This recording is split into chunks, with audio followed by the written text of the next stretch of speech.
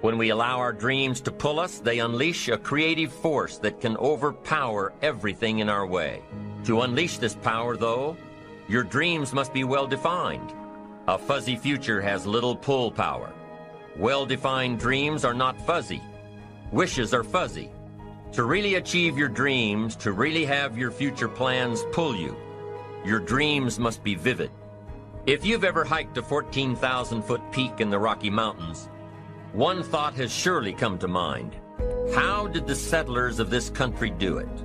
How did they get from the East Coast to the West Coast? By foot. Carrying one day's supply of food and water is hard enough. Can you imagine hauling all of your worldly goods with you? Mile after mile, day after day, month after month. These people had dreams, big ones. They had ambition. They didn't focus on the hardship of getting up the mountain. In their minds, they were already on the other side. Their bodies just hadn't gotten them there yet.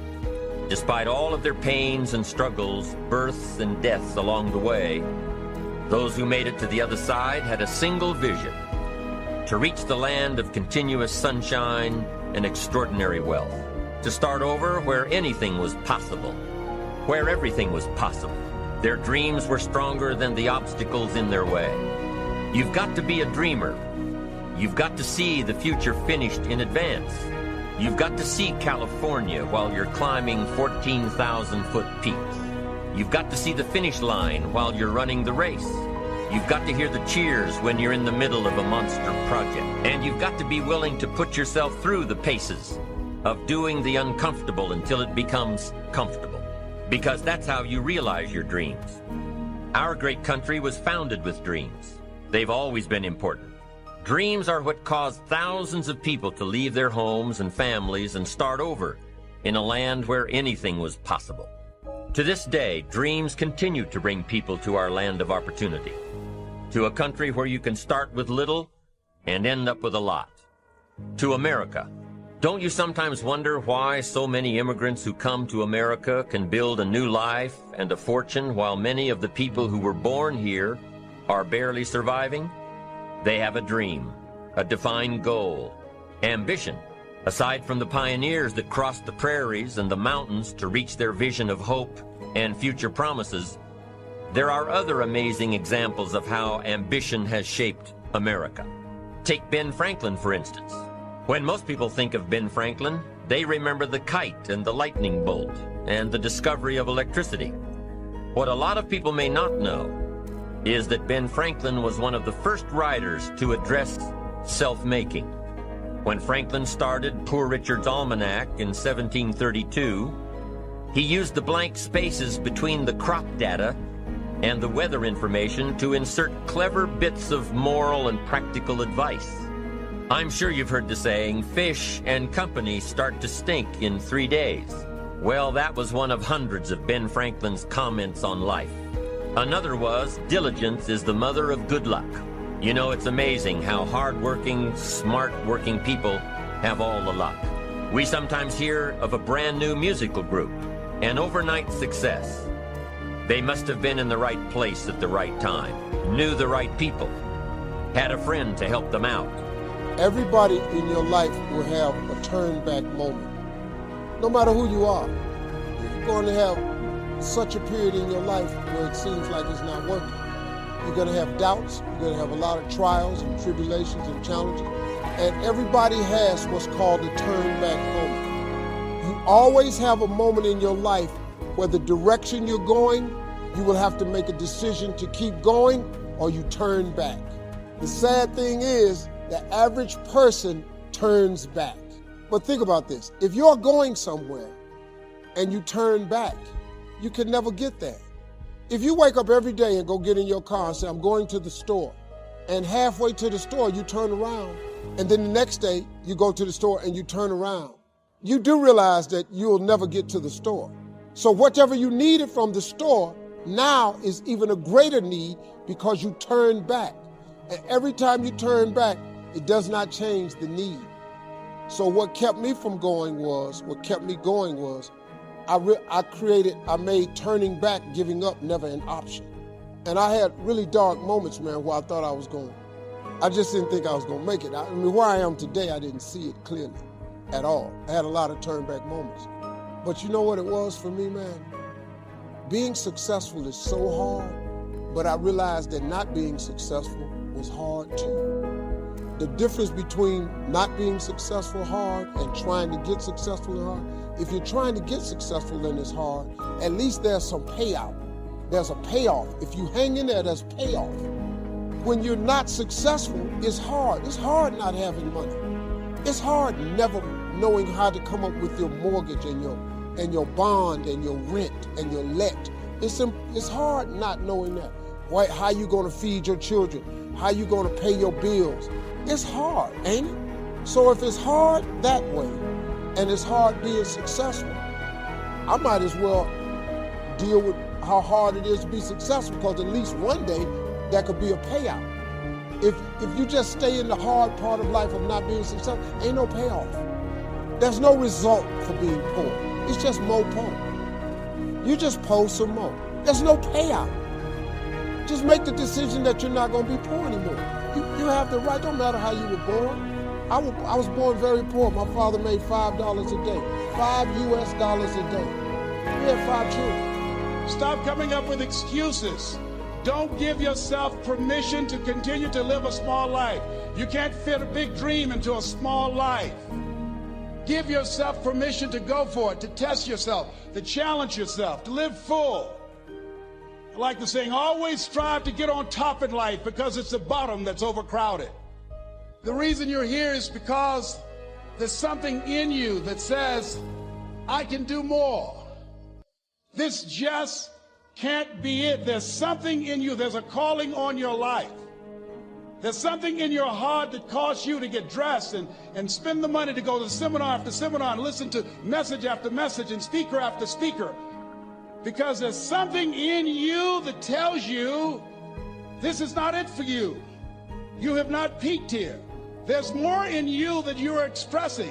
Eye has not seen, ear has not heard, nor has entered the heart of mankind what's in store for you if you challenge yourself, if you persist and persevere, if you take ownership for your life. George Bernard Shaw said the people that make it in this life, they look around for the circumstances that they want, and if they can't find them, they create them. Create what you want.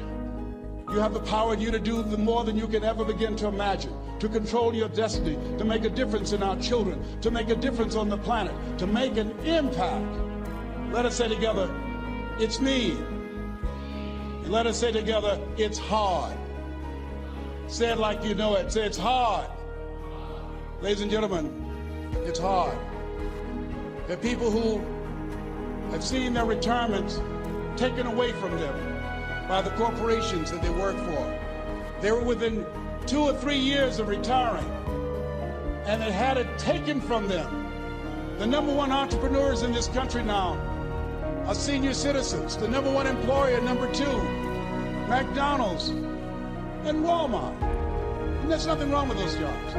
I guarantee you those people did not have a plan to end up living their lives at the end of life with those types of jobs. And they didn't have a plan like you have, and while you're investing in yourself, not to. Can't get a break in life. I hate that damn mentality about I can't get a break. You aren't given any breaks in life. You make them for yourself. We are all being tested in life. While my test is different than yours, you will be tested. And how you face that test and how you overcome that test determines the rest of your life. The one mentality that you must have in life is that regardless of what's in front of you, you still must grind. I'll never be in the Olympics. I'll never be a professional athlete, but still I grind. I fail at most things I do, but still I grind. I don't want to do that. I do, but still I grind. Stop. You're not where you think you are. Your map isn't producing the desired outcome. It's wrong. What should you do? You don't know. Stop. Because if you don't know where to go, there's no point going anywhere.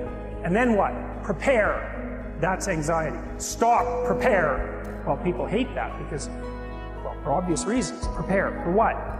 Everything. Yeah. very, very demanding. And that's also something that's really worth knowing. It's like anxiety isn't just a psychological state that's unpleasant. It's like you're revved up and you're burning resources like mad. So not knowing what to do, that is not good. And it isn't just that it makes you feel bad. It's you're running your machinery faster than you can replenish it. See, I believe the most powerful force in the world is to be consistent with the thoughts, ideas, concepts, and beliefs you hold to be true about yourself. That is what identity is. Identity is the governor on every single area of your life. It literally sets the temperature for all of the conditions of your life. That says we know what we are, but not what we may be. As you look into the future, while other people are giving up, feeling like victims, feeling powerless, becoming negative, turning on each other rather than to each other, feeling that they can't make it, be ye not conformed to this world.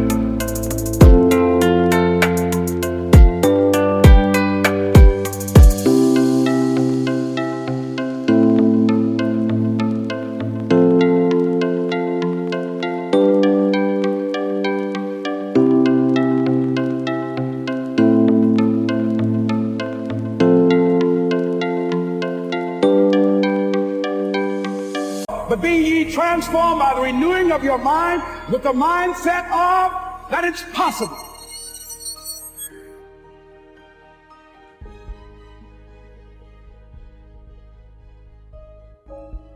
There's a time and a season for everything, a time to tear, a time to mend, a time to be silent, a time to speak, a time to laugh, and a time that you'll mourn. So there's just seasons in life. Most people, they move so fast through life that, as you've heard it said, they are human doings rather than human beings. I think that when you stop and you look within and you just listen, the real you starts to speak to you, because your dream and your identity has a voice. Inside of me, in that quiet, I did what I just said. I was stopping, I was looking within, and I was listening. And there would be a time that I would unfold. Everything. Every bad thing that has ever happened to you is your fault. All I'm trying to do is remind you that you are never, ever, ever, ever a victim unless you choose to be. Everything in your life will change. You're always in control, even if that's a lie. And I don't care if it is, because the second I give away my power to somebody else, I'm now at something else's mercy. And there is some line that I can't cross, that I'm no longer in control. And I refuse to do that. If I could give anybody a gift, it would be that, for you to own that completely top to bottom, and to know that every good thing that's ever happened in your life, no matter how much it seemed like luck or coincidence, that was you. You earned that. You put yourself in that position. And as you move forward, life is one of two things: the result you wanted or the result you didn't want. If you don't get the result you want, you are by definition doing the wrong thing, and you must change. If you get the result that you want, then you did the right thing. Simple as, no gray, nothing in between. That's it. It's all your fault. And that's the best news possible. Once you have this kind of thing, you are going to be disastrous to the planet. It's just a question of time. The moment you decide, this is a good person, this is a bad person, no. There are no good people and bad people. Everybody is oscillating between the two. If you create a very pleasant, wonderful atmosphere, everybody behaves wonderfully. If you create an unpleasant atmosphere, a whole lot of people act nasty. Yes or no? There are joyful people and miserable people, but there are no good people and bad people. So there's just seasons in life. So as long as I know there's a winter, there's a spring, there's a summer, there's a fall. But there's lessons to learn.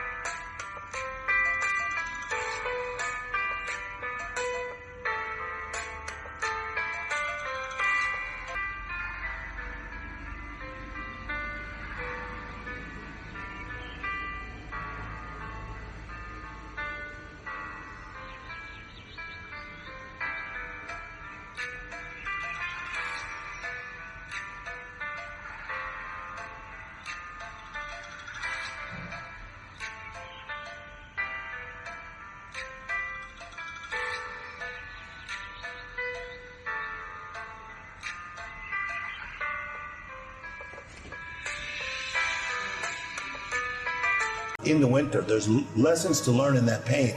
So I need to have that pain, because that pain, when I am in that winter season, okay, I can use that pain as a library.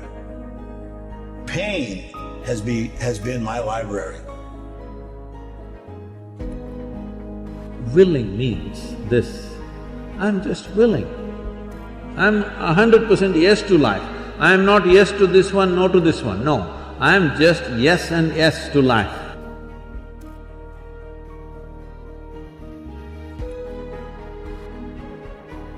If you are 100% yes to life, you are a volunteer. You have become so willing that you have no will of your own.